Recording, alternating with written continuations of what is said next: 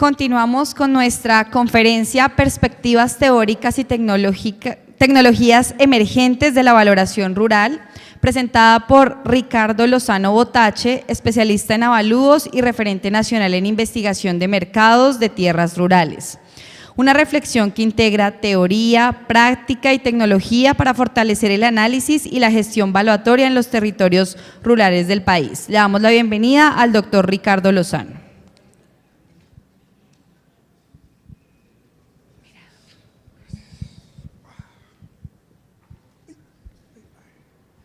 Hola, buenas tardes.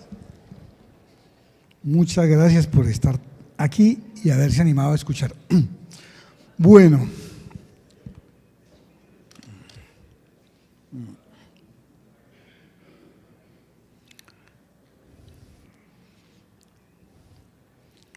voy a volver un pedacito. Yo voy a comenzar hoy haciendo una pequeña reflexión de no más de 2 minutos, 3 minutos, a ver si logro capturar la atención. Si capturo en los 2 minutos la atención, creo que nos va a rendir. La atención sería, a ver, ¿cuál es la cuestión? ¿Qué sucede entre un médico y qué hace un médico? Un médico es un sujeto. Si el sujeto es el médico, ¿cuál es el objeto del conocimiento del médico? Muchas veces se pensó que era el cuerpo humano. Entonces, hoy se dice que no, que el sujeto es el médico y el objeto del conocimiento es la salud humana. Para el caso de los abogados, a veces se pensaba empíricamente que el sujeto es el abogado y el objeto, pues, sería digamos, el delito o el acusado. Hoy se dice que el sujeto es el abogado y el objeto, pues, sería la equidad. Y la equidad se basa en la jurisprudencia, que es juzgar con prudencia, jurisprudencia. Si eso es así, entonces, para el caso de los evaluadores, el sujeto es el evaluador. ¿Y qué evalúa el sujeto? ¿Qué evalúa el evaluador? ¿Qué es lo que evalúa el evaluador? ¿A qué le da valor? Y pues dicen los teóricos que no se evalúan casas, ni apartamentos, ni fincas, ni obras de arte, se evalúan el derecho de propiedad. Se evalúa la capacidad que se tiene sobre algo, sobre una cosa, sobre un bien, de ejercer todo el pleno dominio. Y entonces sería esa capacidad de usar, abusar, transferir, rentar y bueno. Listo, empezamos ahí con esos 2 minutos y ya. Entonces bueno, ¿y un evaluador rural qué hace? ¿Tiene claro el ser humano, tiene claro el evaluador qué es rural? ¿Qué significa rural? ¿Qué es rural? Porque me encontraba yo con un profesor de avalúos también y me decía, oiga, yo empecé a dar clases de avalúo y después aprendí pedagogía y hoy reconozco que fui muy atrevido a dar clases, sin haber estudiado pedagogía. Fui atrevido, me decía el profesor de avalúos. Y entonces yo le dije, pues más atrevido uno cuando hace avalúos rurales y no ha entendido lo rural, ¿cierto? Bueno, ¿y qué es rural? ¿Qué significa rural? Y ahí viene la pregunta, ¿qué significa rural? Vamos a ver si nos entendemos. Vamos a intentar coincidir en que el mundo rural es un espacio geográfico donde suceden hechos humanos en directa relación y función con los recursos que provee el medio ambiente. ¿Sí? ¿Sería eso rural? Tal vez sí. Y en ese caso, el planeta Tierra, que está ahí dando vueltas y que gira como a 30 kilómetros por segundo alrededor del Sol y a 400 metros por segundo su movimiento de rotación, vamos a toda velocidad, estamos viéndolo ahí y yo me voy a atrever entonces a proponerles que pensemos que todo ese es el mundo rural. Ese es el mundo rural, ahí no se ve nada urbano, todo eso es rural. Entonces ahí donde suceden hechos humanos en directa relación y función con los recursos que provee el medio ambiente, ese es el mundo rural. Si hacemos un zoom, si detenemos el mundo y hacemos un zoom, llegamos a ver unos nudos, que sería el espacio urbano donde el piso es duro, que se conecta con otros espacios urbanos a través de redes, ¿cierto? Pero realmente el continente, y así se llaman los continentes, ¿por qué contienen? Los continentes contienen al mundo urbano, y es el mundo rural el que contiene al mundo urbano. Y hay muchas frases que han intentado exponer la llegada al mundo rural. Por ejemplo, la ruralidad surge de la interacción entre la sociedad y el ambiente natural. Se configura donde los hechos sociales, culturales y económicos ocurren debido o en razón a la existencia de recursos naturales. Entonces, si un señor está en medio del río Magdalena lanzando una atarraya, ¿está desarrollando una actividad rural? Pues sí. Y si están en medio del océano Atlántico pescando, pues también, ¿cierto? Es rural porque está haciendo uso de los recursos. Entonces, lo rural no está necesariamente apegado a un piso tierra, sino que es donde hay recursos naturales y ahí está el hombre interviniendo. Por eso en la segunda definición o explicación o exposición, después del punto aparte, del punto seguido dice: lo anterior incluye ambientes lacustres, marinos y subterráneos, además de la superficie y la atmósfera. Sería que eso es rural, ¿cierto? Dice finalmente la teoría, dice: la ruralidad surge, en otras palabras, de la interacción multidimensional, social, cultural, económica y política con el ambiente natural. Entonces ya se nos metieron con política.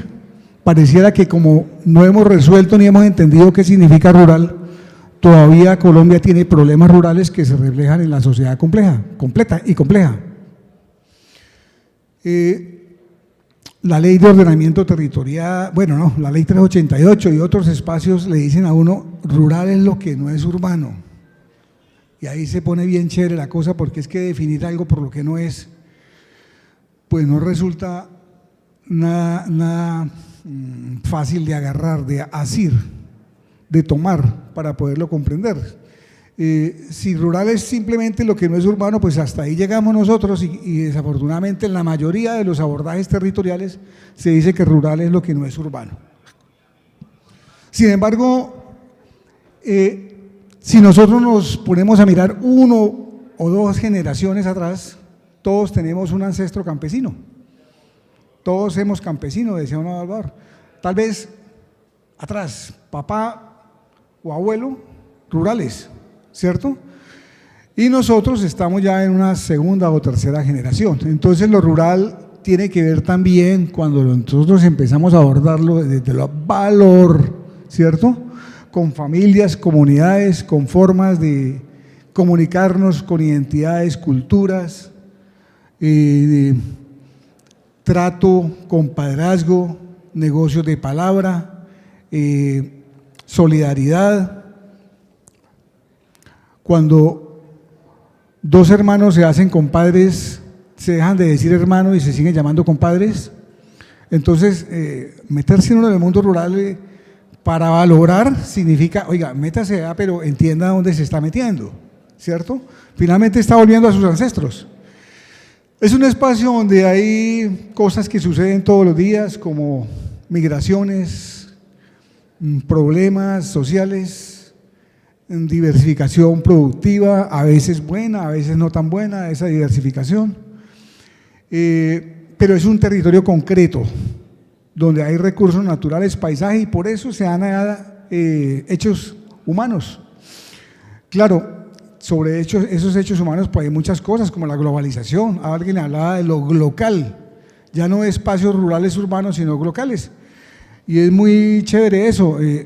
Por allá en Santa Cruz de la Colina, Río Negro, yo estaba una vez haciendo una visita de avalúos y la señora me dijo que me atendía un momento después porque se iba a recibir una llamada de su hija por allá en un sitio donde entra bien la señal, porque la hija le estaba enviando dinero a la cuenta y se lo envía desde España y le llega directamente la cuenta sin haber pasado eso por ninguna metrópoli. Entonces, entre localidades rurales, porque la hija en España trabaja recogiendo naranjas, le envía dinero a la mamá que trabaja en Santa Cruz de la Colina, que es un corregimiento, se da una relación económica sin haber pasado por una metrópoli. Entonces la ruralidad tiene ahora otras connotaciones. Desde lo económico, pues la economía rural es abordado desde la estructura económica, el uso de la tierra, el empleo, el mercado, y hay cosas que van surgiendo. A mí me gustó, por ejemplo, lo que dijo ahorita el expositor anterior. Dijo: el valor de las cosas ahora no es tanto por la capacidad de rentar, sino por los beneficios, y eso cambia el paradigma completamente. Yo ya soy viejito y yo por allá en el año 93 fui inscrito en un listado que se llamaba el Listado de Peritos de Reforma Agraria.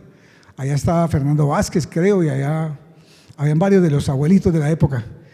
Nosotros cuando aprendimos avalúo por ahí en esa época nos dijeron que al valorar una finca, la parte donde dan peñas y nacimientos, eso no valía nada, porque eso no producía. Y eso en reforma agraria, eso se le da valor cero. Esa es la metodología, valor cero. Bueno, hoy ha cambiado eso.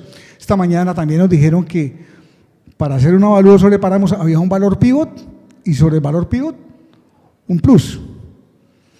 Que eso también cambia el paradigma, ¿cierto? Y lo va a cambiar hacia el suelo de protección también, porque a veces se dice, como es de protección no vale. No, pues sí vale, porque si te protege por eso, porque es valioso. Entonces vale más que lo demás. Bueno, entonces,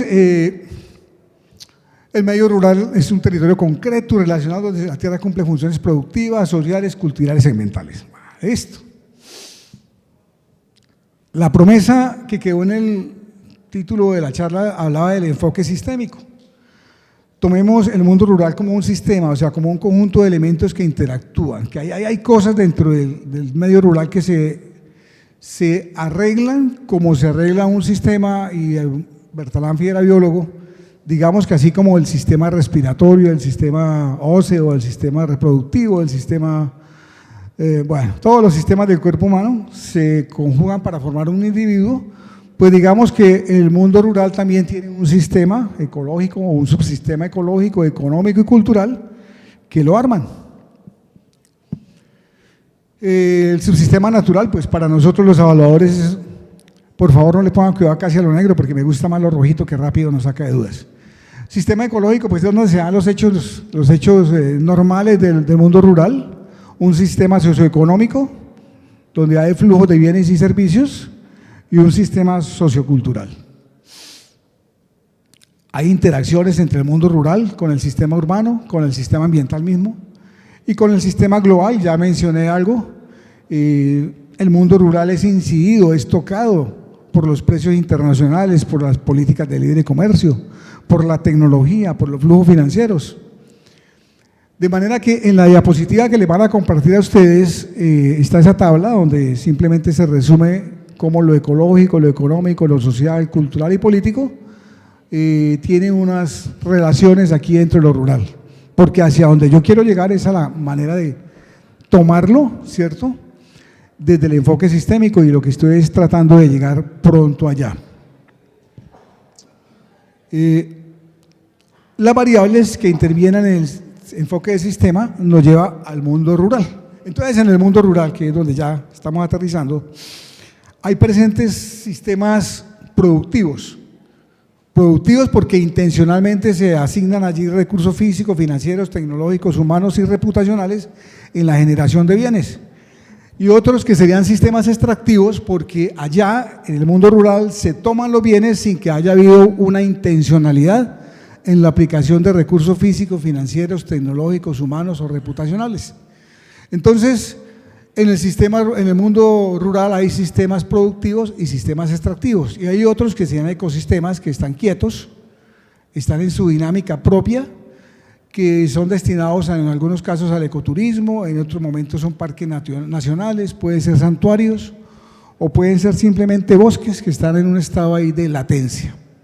Si eso es rural, entonces los avalúos rurales estarían involucrando la valoración desde el concepto de importancia para la sociedad, de valor que tienen para la sociedad algunas cosas, algunos elementos del paisaje o grupos del paisaje o sistemas que están dentro del paisaje, sistemas productivos, sistemas extractivos o ecosistemas. De manera que así las cosas en un avalúo rural es muy complejo, porque yo puedo estar haciendo un avalúo que tiene que ver con agricultura o con silvicultura o con acuicultura o con minería o con captación de agua o con pesca o con el análisis de un bosque o un ecosistema o un parque nacional, y sigue siendo un avalúo rural, porque es que lo rural es complejo, no es sinónimo rural de finca, que es lo que a veces asociamos muy coloquialmente. Creemos que el avalúo rural es el avalúo de una finca. No, el avalúo rural es evaluar cualquiera de esos subsistemas que está funcionando o un elemento de esos subsistemas que está funcionando. Entonces ahí estamos diciendo, ah caramba, entonces lo rural sí es un poquito más complicado que los otros avalúos. Y aquí en Colombia está dividido como en 13 categorías, entonces hay otras cosas diferentes a lo que comprendemos como rural. Si es así, ¿cierto? Entonces ya dejamos de ver letras y pasamos a ver imágenes. Ahí tenemos sistemas extractivos, porque estamos capturando bienes sobre los cuales no hubo intencional aplicación de recursos físicos, financieros, tecnológicos, humanos y reputacionales en la generación del bien básico que se está capturando. Pesca, minería, tala del bosque natural o captura de agua son de una misma generación, ¿cierto? Son sistemas extractivos. Y estos sí son intencionalmente sistemas productivos. Sería un bosque plantado, acuicultura, agricultura, cuidado de animales. Pero también en el mundo rural pues hay ecosistemas que también hay que valorar.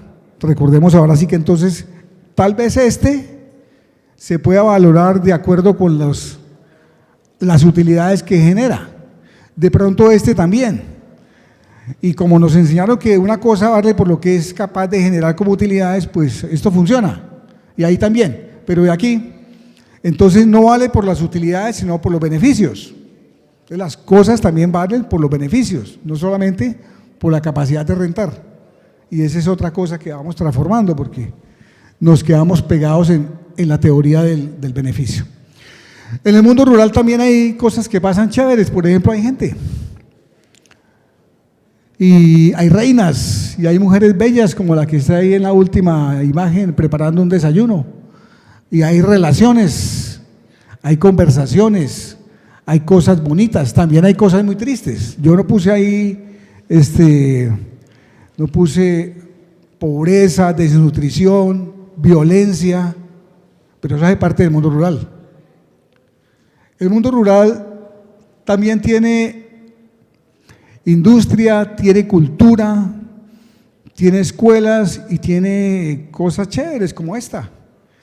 Una clase de ciencias naturales donde los niños ven la planta directamente sacándola del terreno y ven las hojas, la raíz y el tallo, a diferencia del niño en la escuela de la ciudad donde tiene que mirar en un dibujo en el tablero cómo es la planta.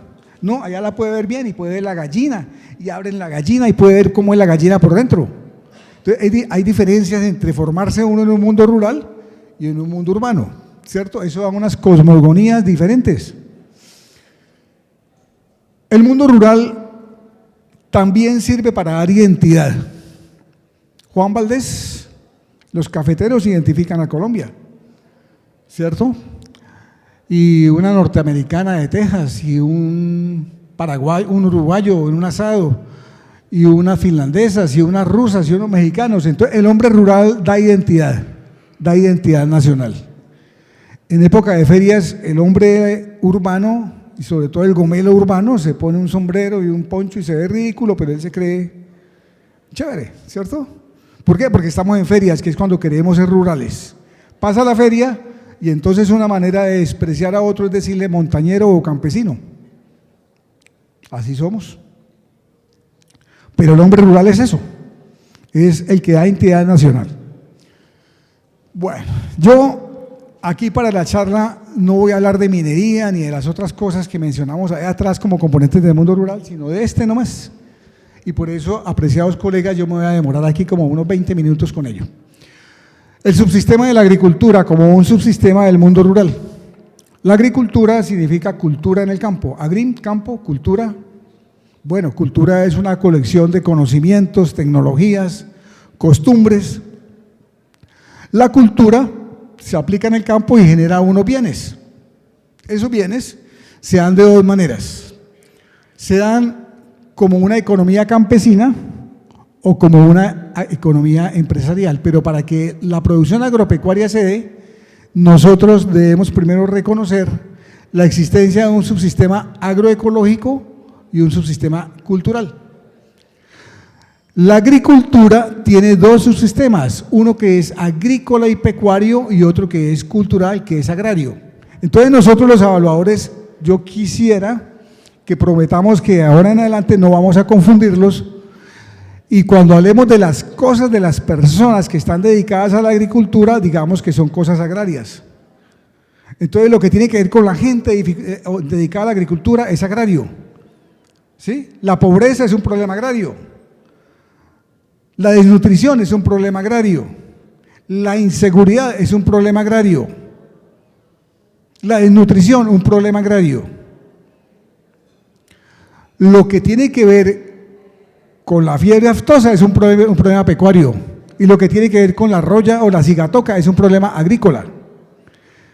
Y si estamos de acuerdo en eso, entonces ya diferenciamos muy bien como peritos qué es lo agrícola, qué es lo pecuario, que se conjuga y es agropecuario, qué es lo agrario, qué es con la gente. Parece que en Colombia nos hemos dedicado mucho a esto y poco a lo agrario, entonces no comprendemos los problemas agrarios, pero sí estamos haciendo avalúos. Y poco entendemos de las circunstancias o de las tecnologías o de los aspectos agrícolas y pecuarios y hacemos avalúos rurales. Bueno, entonces decía Villamil, el profesor, sí, somos como atrevidos al hacer eso. Pero bueno, sigamos adelante. Lo agroecológico, lo agrícola y lo pecuario se mide en indicadores cuantitativos, toneladas o kilos por hectárea, ¿cierto? Productividades. Y lo que está aquí en el sistema cultural se mide con indicadores cualitativos, que tienen que ver con el ser humano. Entonces, estos indicadores son cuantitativos y estos son cualitativos. Muy bien. Para que la producción agropecuaria suceda, tiene que el ser humano, o sea, este componente agrario, intervenir intencionalmente con el ecosistema para poder desarrollar actividades agrícolas y pecuarias. Y esta combinación genera producción agropecuaria, pero tiene una situación. Para poder hacer que suceda, tiene que romper unos riesgos. Si no, no hay producción. El riesgo de la agricultura es, por ejemplo, el riesgo en la incertidumbre en el volumen de producción. Un ingeniero mecánico sabe cuántos tornillos puede llegar a obtener de un bloque de acero, pero preguntarle a un campesino cuántos tomates va a producir la mata o cuánto va a llegar a pesar la vaca o el novillo no es fácil. El riesgo administrativo es interno también. Entonces, en el mundo rural y en la producción agropecuaria, ¿cierto? En la agricultura, hay un riesgo administrativo que es el propio, que involucra hasta aspectos éticos, ¿cierto? Como también aspectos de conocimiento, de educación, de formación empresarial. Hay eventos externos también como la inseguridad o conflicto armado. Hay riesgo macroeconómico derivado de políticas públicas. Yo puedo producir las mejores naranjas, puedo producir el mejor ganado, pero si hay un tratado de libre comercio que me afecte, pues no logro nada, ¿cierto? Hay riesgo por la volatilidad de los precios internacionales. Y hay dos volatilidades, el precio internacional y la tasa de cambio. Puede ser que, por ejemplo, para los horticultores es muy complicada la tasa de cambio, ¿cierto? Muy bien. Para los que producen palma es muy complicado, son muy complicados los bienes sustitutos. El aceite de palma compite con girasol cada rato, ¿cierto? Entonces, son riesgos que en general en la agricultura se han denominado el riesgo climático, el riesgo biológico, la incertidumbre en el volumen de producción, el riesgo administrativo, la volatilidad del precio del bien, en este caso podría ser un commodity, volatilidad de la tasa de cambio, el riesgo país, ¿cierto? El incumplimiento de los compromisos del país, el riesgo geopolítico también puede intervenir, cambios en el hábito del consumo. Por ejemplo, el mismo aceite de palma que mencionaba ahorita está poniéndose de moda que no se debe consumir. Habrá que buscar qué otras cosas consumir. La seguridad personal. Y hay unos retos, el reto biotópico y el reto por biocenosis, que es cómo ciertos sitios de la tierra no permiten los hechos agrícolas y pecuarios que uno quisiera. A manera de ejemplo, yo no puedo criar búfalos en la sabana de Bogotá porque se me van a complicar las cosas, o irme a sembrar maíz a La Guajira. Pero vamos a ver qué sucede con eso. Yo me devuelvo, ¿cierto? Entonces, la producción agropecuaria Después de que supera esos retos y esos riesgos que yo dije a ese momento, pues interpreto que se da porque lo hacen los campesinos o lo hacen las empresas. Los campesinos tienen una forma de producir compleja, variada. Uno entra a una finca campesina y entonces cuando entra a la finca campesina uno encuentra que hay vacas, gallinas, que hay plátanos, que hay tomates, que hay hierbas para medicinales, mientras que en la agricultura empresarial encuentra una sola cosa, o ganado, o café, o palma, o cacao, o arroz. Muy bien, encuentra monocultivos y aquí encuentra policultivos. Ambos, el campesino y el empresario, tienen estos retos, pero para ellos hay una respuesta que se llama biotecnología. Entonces la biotecnología permite disminuir esos riesgos. Por ejemplo, el riesgo climático se ha venido trabajando mucho con sistemas domotizados. Hay domos, hay invernaderos ya muy altamente tecnificados que permiten disminuir el riesgo climático. La agricultura de precisión disminuye el riesgo biológico. Por eso vacunas, aplicaciones de sitio específico disminuyen ese riesgo. La incertidumbre de volumen de producción se hace ya mucho con estadística. Si hay estadísticas sobre las vacas abuelas, las vacas madres, pues solamente sería tratarlo estadísticamente y con cierto grado de certeza se puede saber cuál sería la producción lechera de las terneras hijas. El riesgo administrativo se puede disminuir también con formación empresarial y los otros riesgos sí son complicados de manejar porque son totalmente externos al agricultor. Sin embargo, campesino y empresario logran sacar su producción y la trasladan al sistema agroalimentario. En el sistema agroalimentario suceden dos cosas chéveres. La una es que aparece el transportador y la otra es que aparece el comerciante que no cultiva pero que vende bienes alimentarios. La expresión más chévere del sistema agroalimentario se da en la central de abastos. A una central de abastos llegan productos de economía campesina y productos de economía empresarial. Por ejemplo, puede llegar de economía campesina tomate o habichuela de economía campesina y de la economía empresarial tal vez llegue café o tal vez llegue arroz, ¿cierto? Llegan al sistema agroalimentario, allá en la central de abastos se comercializan, con una particularidad. Ahí en el sistema agroalimentario está la concurrencia de toda la producción mundial. Si uno va a una central de abastos se encuentra cebolla cabezona del Perú, encuentra lentejas que vienen del Canadá, garbanzos que vienen del Canadá o de Argentina, encuentra uno productos de todo el mundo en una central de abastos. Y en una central de abastos no se transforman los bienes, pero sí se globaliza el mercado. Y es que es global. Uno en una central de abastos puede encontrar ajo de la China, por ejemplo, aquí en Colombia, como puede encontrar aquí en Bucaramanga mora de ahí nada más de Piedecuesta. Entonces, de todo el mundo se encuentran bienes en el sistema agroalimentario y aquí no hay transformación, lo que hay es clasificación.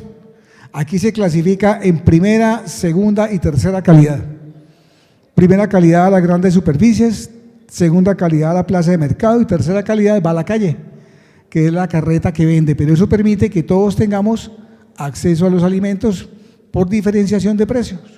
El tomate más bonito va para la gran superficie, el que no es tan bonito se queda en la plaza de mercado y el que está madurito pero el que todavía sirve va en la carreta y todos compramos, pero aparece el comerciante y aparece el transportador. Entonces sí hacen falta, sí son necesarios los intermediarios y sí son necesarios los transportadores ahí en el sistema alimentario. La agroindustria transforma las cualidades organolépticas del bien.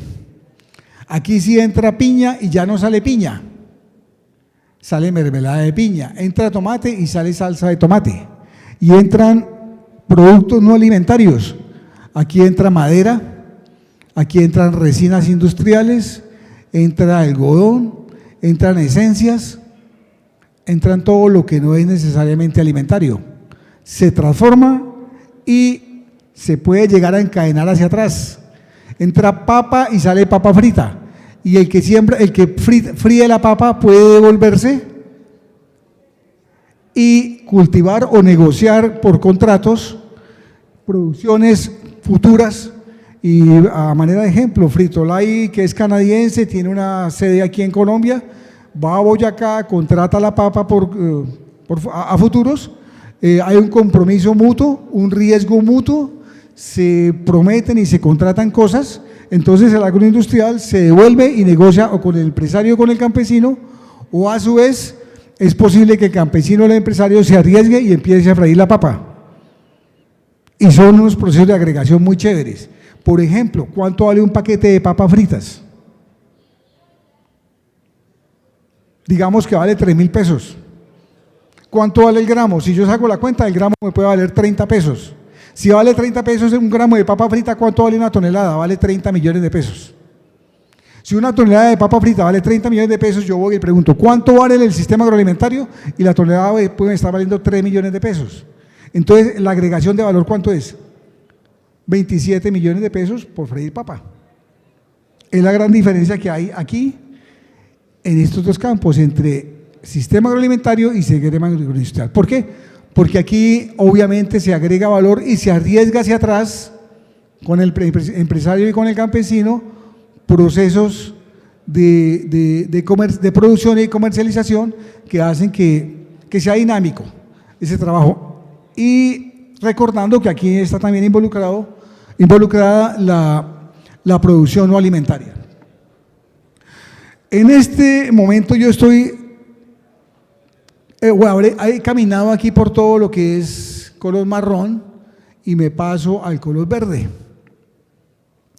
La industria de alimentos le compra a la agroindustria, pero no necesariamente todo lo que produce. La industria de alimentos vende carne que no es de carne, vende jugo de naranja que no es de naranja, vende comida molecular.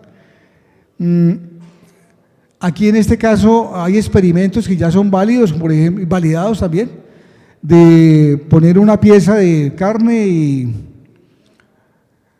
inyectarle sueros, el músculo crece, lo cortan y a esas 4 partes le inyectan suero y crecen, y a esas 4 otras ya son 16, y después cuando todas están gordas y bonitas se suspende la inyección de suero y tenemos 16 piezas de carne que se ponen a madurar, se hacen hamburguesas y todas muy deliciosas. Entonces se ha producido carne que no viene de una vaca, ¿sí? La industria de alimentos negocia siempre a futuro. Por ejemplo, Bimbo es industria de alimentos. Bimbo hace pan, pero no le importa para nada el cultivador de trigo. Bimbo negocia en una bolsa de valores la producción de trigo, su pedido de trigo para el año 2027, 2028, debe estar negociando. Si llegara a haber una guerra mundial, si llegara a haber una epidemia, si llegara a haber un desastre, Bimbo no pierde plata porque no tiene nada que ver con la agricultura. Bimbo lo que hace es comprar a futuro y toma unos seguros. Entonces la industria de alimentos está en otro color porque no se arriesga con ellos, produce alimentos, ¿cierto? Muy bien. El agronegocio es una circunstancia más compleja. Viene la industria de alimentos, se conecta con el agronegocio y la agroindustria también. Y en el agronegocio lo que sucede es la evocación básica de que algo proviene de la agricultura, pero no necesariamente contiene como elemento fundamental del producto el bien derivado de la agricultura. Por ejemplo, una caja de chocolates belgas, Bélgica no produce cacao, pero son los más caros, ¿cierto? Vale mucho, puede estar valiendo unos 900.000 pesos una caja de chocolates que llevan desde el África o que llevan desde el Ecuador, que los mezclan porque el del Ecuador es muy suave y el de África es fuerte, sacan unas buenas chocolatinas, la caja es divina, trae un moño muy bonito, el diseño de la caja es espectacular, El empaque es dorado y también tiene una cobertura dorada. Cada bombo, vienen 6 bombones, 900.000 pesos. Eso es un modelo de agronegocio que dice caja de chocolates, bombones de chocolate, pero lo que menos tiene que es cacao. Lo que agregó mucho fue diseño, marca, mercadeo, agregó valor, pero no tiene, entonces ahí tenemos un agronegocio, ¿cierto? Muy bien. ¿Sí voy bien hasta ahí? Muy bien. Entonces, la agricultura, que es un sistema que está presente en el mundo rural, nos expone a nosotros a hacer avalúos rurales. Cuando nosotros entramos a un predio, pues vamos mirando, caramba, ¿esto es agrícola o es pecuario? ¿Cuál es la forma como están superando los retos de la agricultura? ¿Qué riesgos están latentes? Si yo hago el avalúo, ¿es correcto llamar a un amigo y decirle cómo está la hectárea de palma? Yo hablo de la palma porque aquí en Santander es fácil que lo llamen a uno, un colega, y le diga, hola Ricardo, ¿cómo está la hectárea de palma en Puerto Wilches? Pues yo no sé, porque es que la palma se valora por la renta, y resulta que el palmero vende el fruto de la palma y se lo pagan a un precio que varía cada 15 días, y ese precio es el 17% del aceite de palma en la bolsa de valores de Malasia. Entonces cada 15 días varía el precio del fruto de la palma dependiendo de cómo está variando el aceite de palma en Malasia, que a su vez depende de unas cualidades organolépticas propias del aceite que se produce en Colombia, y que allá en Malasia pues tienen 5, 6, 7 categorías de aceite, y de acuerdo con ello pues miden esa eficiencia del aceite y de acuerdo con ello asignan unos precios. Entonces cada 15 días varía el valor de una hectárea de palma en Colombia. Pero además de eso, pues mire qué tanto está fluctuando la tasa de cambio, qué tanto fluctúa el valor de la palma, cuál es el riesgo país, ¿cierto? ¿Cuál es el riesgo por seguridad personal? ¿Cuál es el riesgo administrativo? ¿Cuál es el riesgo climático? ¿El riesgo biológico? La incertidumbre o certidumbre en el volumen de producción dependiendo de la variedad que se está cultivando. Y ahora sí, piensen en todas esas variables y diga, caramba, ¿cuánto vale la hectárea de ese cultivo que estoy evaluando? ¿Cierto? Y así me voy aproximando mejor a eso que podría ser el objeto del conocimiento del evaluador, ¿cierto? Que era llegar a tasar adecuadamente un precio muy probable en el que se dé una transacción. Entonces, voy a seguir aquí, ¿listo? Los riesgos, la diapositiva ustedes la van a llevar, entonces ahí están. Lo que se considera cuando se sacan las cuentas en la hoja de Excel. Entonces yo digo, bueno, si voy a tener en cuenta eso, ¿cómo le meto el diente? Pues muy sencillito. Ya hay maneras de analizar el riesgo país. Hay modelos de análisis de riesgo país.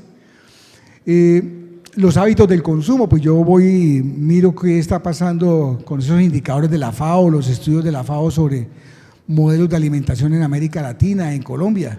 Seguridad personal, también la analizo y la involucro como una variable. Todos esos valores están en documentos. Hay un documento que por ahí está también dando líneas sobre eso, que es un libro de avalúos, que está por allá a la entrada del stand de la lonja Propiedad Raíz de Santander. Ahí hay un libro de avalúos que está para que ustedes lo adquieran. Dice que es muy bueno. Esta mañana una viejita dijo, una señora ya de bastante edad, dijo, es el mejor libro de avalúos que se ha hecho en Colombia, de avalúos rurales. Yo la miré y le dije, gracias mamá. Bueno. La agricultura ha superado los riesgos y los retos con biotecnología. y por ello la FAO da cuenta de cómo en los años 60, en los años 90 y cómo hacia el 2030 se va modificando las productividades. Aquí está, por ejemplo, para el arroz. Lo que fue en el año 60, digamos 1.8 toneladas por hectárea en el mundo, ¿no? En los años 90, 3.6 y para el año 30 en promedio, 2030 en promedio, 4,7 toneladas por hectárea. Colombia está en algo así como 7 toneladas por hectárea. ¿Por qué? Por la trayectoria tecnológica que ha seguido Colombia en materia de arroz. Pero uno la mira en maíz, en trigo, en soya, en algodón, en maní, en sorgo, y observa cómo la biotecnología ha logrado incrementar las cantidades de producción de bienes de origen agrícola. Y otra indicación de la FAO, ¿cierto? Para 2014-2024 muestra el crecimiento de algunos productos, productividades, y la línea rojita es la tendencia de crecimiento poblacional. Fíjense cómo, o fijémonos cómo aparentemente sobra comida, ¿cierto? Porque si ahí está la línea de tendencia de la población y la otra la de los alimentos, es probable que en el mundo nadie debiera estar aguantando hambre. Entonces el problema es de políticas, de decisiones, de reglas de juego, de instituciones, ¿cierto? De acuerdos que permitan un mejor acceso a esos bienes que ya se están produciendo y que ya están dentro de la trayectoria tecnológica, logrando grandes productividades. Por ejemplo, para producir 1 kilo de carne de res, en este momento se requieren 7 kilogramos de alimento, 1 kilo de carne de cerdo, 3 kilogramos y 1 kilo de carne de pollo, 2 kilogramos. Por eso está también el diferencial de precios. Por eso el valor de cada una de ellas en el mercado. Obviamente es mucho más fácil conseguir y está a menor precio 1 kilo de pollo que 1 kilo de carne. También está de por medio el ciclo productivo de 30 meses, 6 meses y 2 meses. Y hay unos indicadores sobre cuáles son los países poderosos en esas producciones.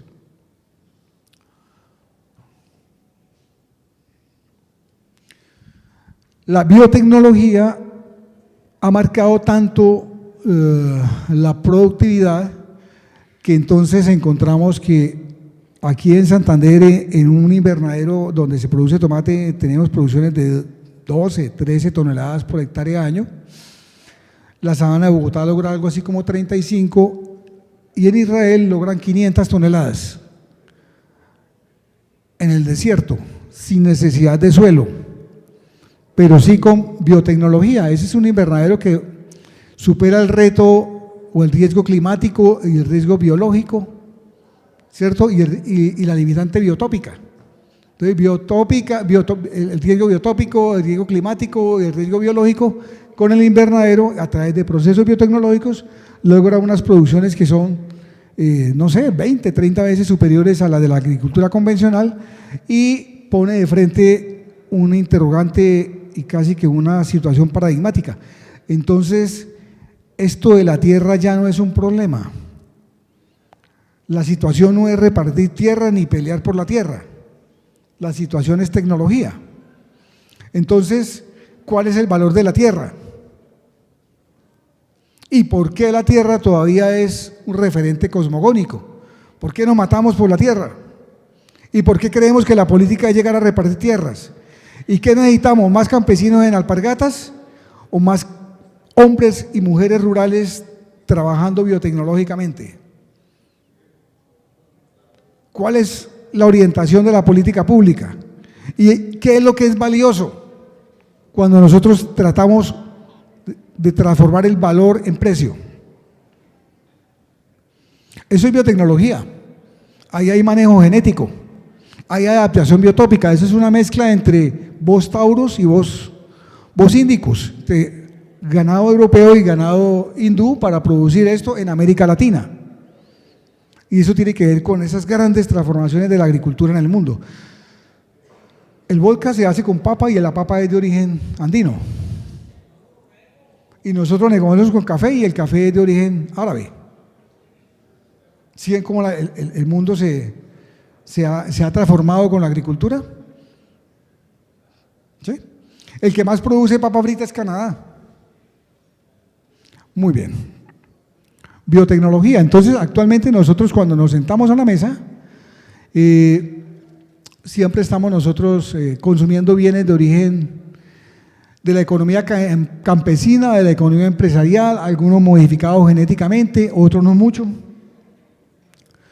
Cuando estamos nosotros en un supermercado, estamos frente a un subsistema de la agricultura sin que lo notemos, ¿cierto? Cuando estamos en Crepes and Wafers, el café vale 8 o 12 mil pesos, es un poquito de café y un gran volumen de agua, pagamos la marca. Cuando estamos en Juan Valdés también, y cuando estamos en una tienda de ropa también estamos en un agronegocio. Cuando estamos comprando ropa, estamos en un agronegocio. Y el jean vale 3.200.000 pesos. ¿Por qué vale 3.200.000? Ah, porque es que es de algodón egipcio. ¿Sí? Si es de algodón egipcio, entonces ahí ya entiendo por qué vale 3 millones. Y este ya vale 5 millones de pesos porque es de Uzbekistán y tiene garantía de denominación de origen. Listo, estamos en un agronegocio.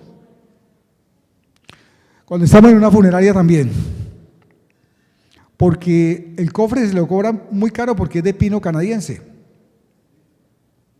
¿Es un agronegocio? Claro, es un bien no alimentario. Fue procesado, claro, fue cultivado también, fue industrializado también, entró a la cadena de mercado también, agregó valor, sí señor. ¿Cuánto vale el cofre? Una cantidad enorme de dinero. ¿Por qué? Porque es de pino canadiense. También hay de cartón. Cartón Colombia producido en el Cauca. ¿Es un agronegocio? Sí señor, la funeraria es un agronegocio. No hay fotos porque es así, es muy feo mostrarlas aquí. Si yo estoy mostrando una tienda de flores en Nueva York, ese punto de venta de flores también es un agronegocio. El ejemplo de los chocolates que ya expuse también es un ejemplo de agronegocio. Entonces yo me devuelvo.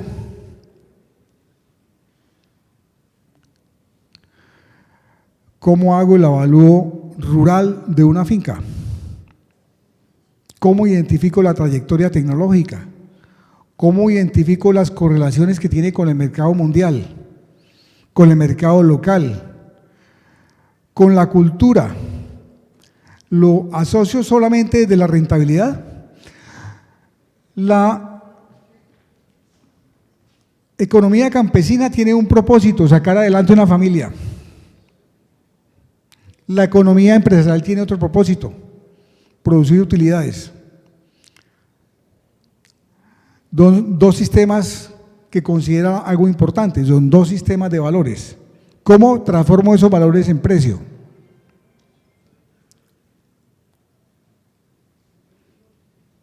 Así para poderlo mirar. Bueno, en el mundo hay muchas bolsas de valores que negocian commodities. La de Chicago es la más famosa, la hace a las transacciones de mercados agrícolas y pecuarios.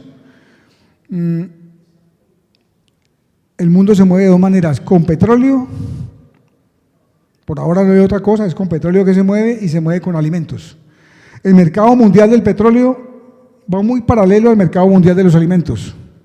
Hay años en que es mayor el mercado mundial de los alimentos, años en que es mayor el mercado mundial de los combustibles. Hay referentes de mercado muy bien documentados que van mostrando trazabilidades por 5 años, 10 años atrás del valor del aceite de palma, de todos los demás commodities, pero también lo puede uno comparar con el oro, cómo varía y qué es más seguro y listo, otras.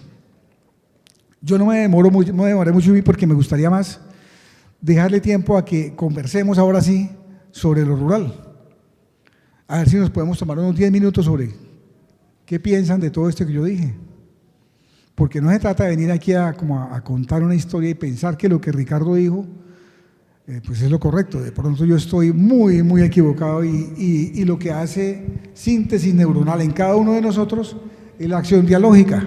Es, hombre, no estoy de acuerdo o complemento o sí estoy de acuerdo. Quedo a disposición de ustedes, colegas.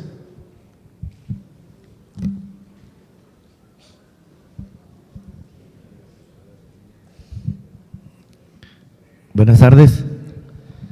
Señor Ricardo, me parece muy bien lo que expuso, estaba muy acorde a las expectativas y el sector rural siempre es el que ha llevado de pronto más sufrimiento con la parte de la violencia, que eso afecta también a sectores que en su momento tuvieron buenos valores en la tierra, ¿sí? En esa área, una buena valorización, y en su momento caen esos valores, y eso pues también para Lago 5A o para algunos terrenos rurales se desvalorizan, como también en otras zonas que pasa la violencia, vuelven a subir otros esos valores y de pronto se estandarizan por cultivos que mejoran las condiciones de la comunidad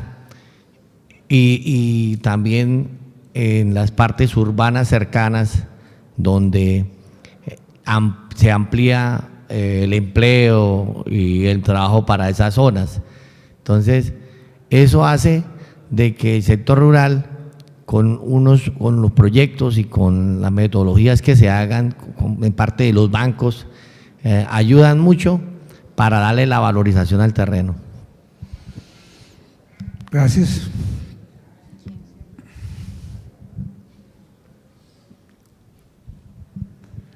Gracias, buenas tardes. Ricardo, primero felicitarlo, me parece muy buena su investigación, lo felicito, realmente conocedor del tema agrario y de lo que he leído a través también de 30 años de experiencia, creo que usted hace un recuento excelente de lo que debe ser un avalúo rural. Pero a mí me viene a la mente una pregunta puntual. Nosotros tenemos unas categorías dentro del tema de la legislación o del desarrollo de la legislación del evaluador. Y lo puntual sería, Ricardo, para usted entonces se debería reconsiderar la clasificación o las categorías que tenemos para hacer avalúos, toda vez que usted indica que el suelo rural involucra los suelos de protección y recursos naturales y a la vez lo que son los semovientes y animales. Bueno, todas las cosas en la vida son perfectibles porque son creadas por seres humanos y ideales no vamos a alcanzar. Quienes hicieron la ley pues pensaron en su momento eso y muy chévere. Una cosa es el abordaje desde lo normativo, desde lo legal, y otro es desde lo conceptual. Voy a poner un poquitico para no pisar ahí muy duro eso. Hay un concepto que es muy chévere, tecnología. Muchas personas por fuera de recinto piensan que en tecnología es una carrera cortica. Tecnología es una carrera cortica que se hace en 2 años, eso es una tecnología. Y hace días entrevistaron a un señor colombiano que tiene doctorados por allá en física y trabaja en la NASA, y le dijeron, ¿usted qué tiene como sueño? Yo dijo, llegar a ser un tecnólogo. Entonces el entrevistador se quedó sorprendido, le dijo, pero usted es postdoctor de la NASA, y dijo, pues por eso yo quiero ser tecnólogo, es que el tecnólogo es el que aplica el conocimiento científico y materializa ese conocimiento para superar los retos que propone la naturaleza.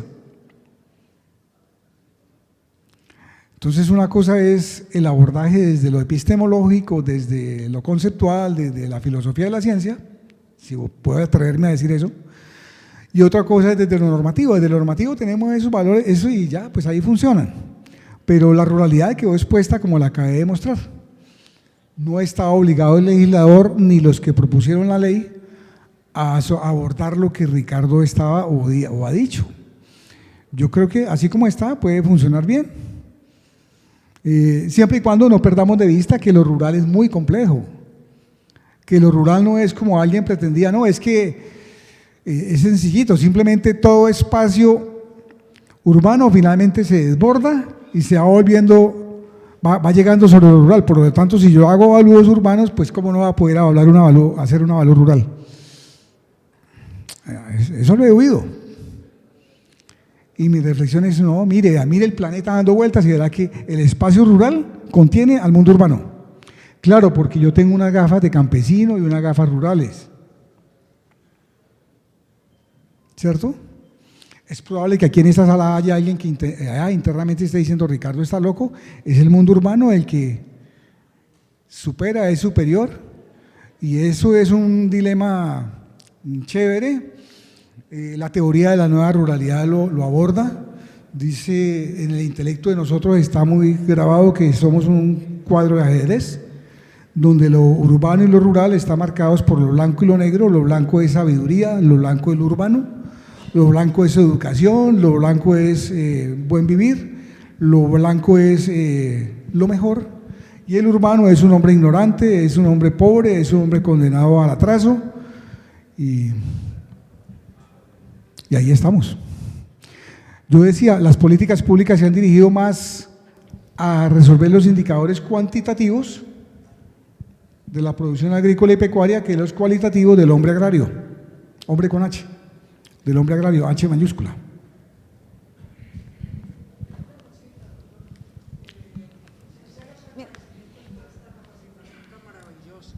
Muchas gracias y que Dios lo bendiga por esta capacitación. Qué importante sería que nosotros como peritos evaluadores, puede ser a través de la autorreguladora ANA, o qué posibilidades hay que de pronto con este gran aporte que usted nos acaba de hacer, darnos de pronto como memorias, porque si nosotros hemos hecho avalúos, sí, nosotros tratamos de hacerlo con criterio cualitativo y cuantitativo, pero en algunos aspectos las capacitaciones que hemos recibido no han sido tan profundizadas.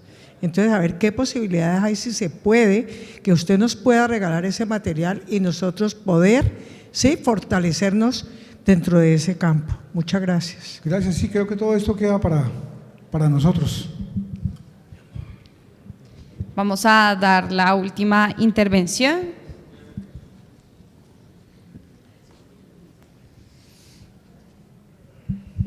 Gracias. Buenas tardes.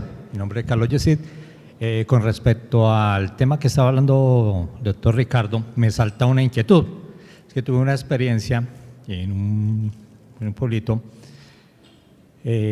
Años atrás hice una valoración de un terreno que se liquidó, una sucesión. Parte de ese terreno sufrió un deslizamiento. En esa liquidación le asignaron ese pedazo al hijo de uno de los hermanos, pero él falleció. En ese momento yo hice la valorización y le dije al cliente, el terreno no vale nada. Pero con lo que usted explicó hoy, estaba ahorita hablando con el compañero, le decía, el muchacho escalonó el terreno, lo adecuó y estableció unas cocheras y le montó un biodigestor. El terreno no vale nada, pero le está sacando una rentabilidad.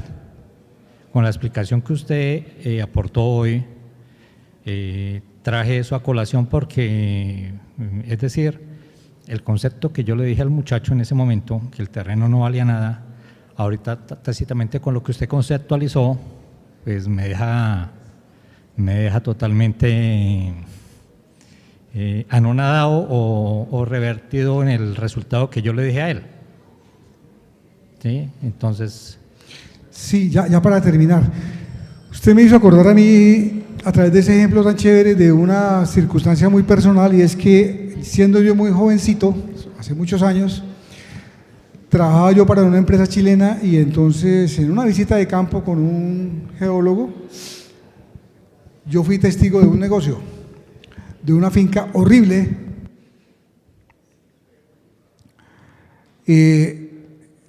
La persona con la que yo iba, que era el jefe de proyecto, se acercó y logró entablar conversación con el dueño de la finca, de esa finca horrible, peladero del carajo, con rocas aflorantes, y le preguntó que si la vendía, y él le dijo que sí. Y al tiempo volvimos y se entabló de nuevo la conversación y llegaron a un acuerdo. La oferta que le hizo la empresa para la que yo trabajaba al campesino fue como unas 4 veces la expectativa del dueño del predio. Se cerró el negocio y el tipo quedó feliz. La anécdota es ¿por qué? Porque la empresa sabía que esas rocas aflorantes era caliza. ¿Por qué? Porque tenemos el paradigma muy agrícola en la cabeza. Somos muy agrícolas en la cabeza. Claro, somos campesinos de ancestro. Entonces, para nosotros, si eso está enmalezado y lleno de cultivos también y aflora la vegetación y eso está verde y exuberante, qué berraquera. Pero hay otras maneras de mirar el mundo rural y entonces esa finca no valía por el suelo, valía por las rocas aflorantes. Y mucho más que eran las aflorantes, porque no había que excavar para sacarlas, era llevar maquinaria y empezar la explotación. Por supuesto que tenía un valor altísimo, pero era un valor oculto para quien está en otro lado de la transacción. Eso pasa con el mundo rural. Bueno, muchas gracias, muy amables.